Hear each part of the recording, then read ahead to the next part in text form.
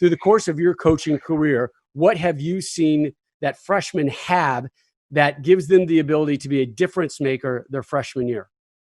Yeah, it's very obvious after spending the time that I spent, and when you start evaluating freshmen, and the obvious number one is physical maturity, and that's the size, speed, and strength. And a lot of guys are gifted with that, and a lot of guys are just develop faster. There's great stories from Mike Thomas to Joe Burrow to even Zeke Elliott that really took a little bit of time to develop.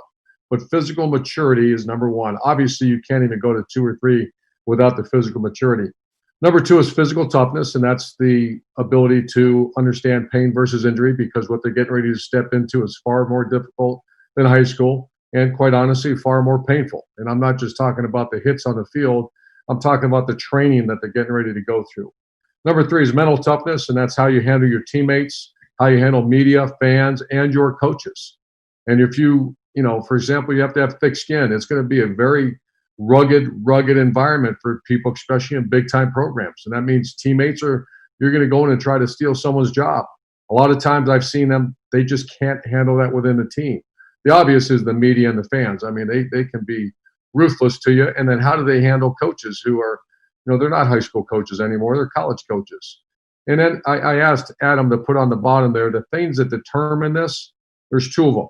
What kind of family is a young guy coming from? And what kind of high school program? If you're coming from a very solid family, academically, you just got everything together, I've seen, and I mean, it's rather obvious, those kids play faster. Not all the time, but they normally do.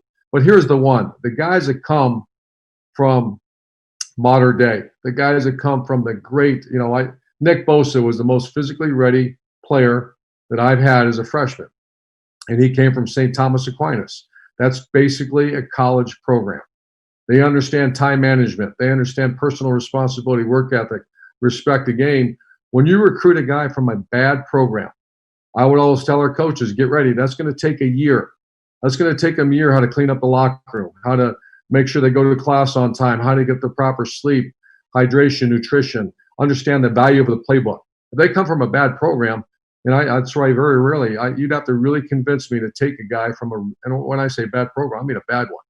It takes sometimes 2 years. Sometimes they never get it.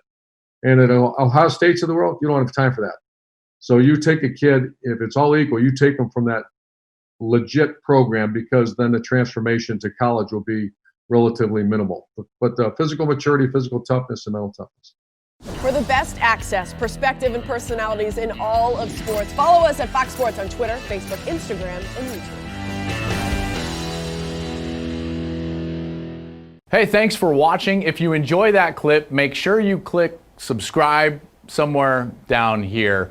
From game highlights to exclusive interviews and rankings, we've got everything you need as a college football fan right here, College Football on Fox.